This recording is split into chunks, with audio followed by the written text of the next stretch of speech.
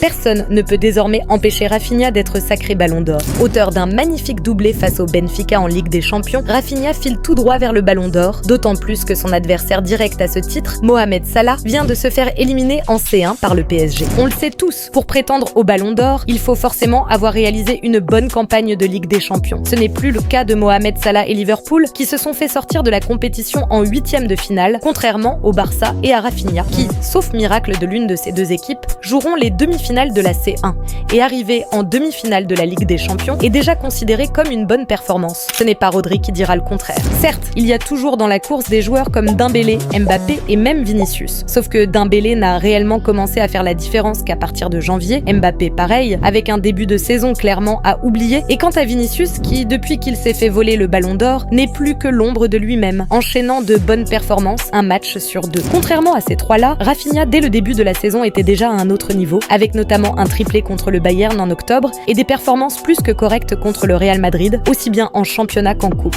Et depuis, il ne fait que rehausser le niveau. En termes de stats, seul Salah faisait mieux que lui cette saison. Pour que l'un de ces trois joueurs passe devant Rafinha dans la course au Ballon d'Or, il leur faudra atteindre le dernier carré de la Ligue des Champions, tout en affichant des stats plus qu'impressionnantes sur l'ensemble des matchs du reste de la saison. Bref, dis-moi en commentaire si tu vois un autre joueur que Rafinha être sacré Ballon d'Or cette saison. Et n'oublie pas de t'abonner, ça m'aide beaucoup.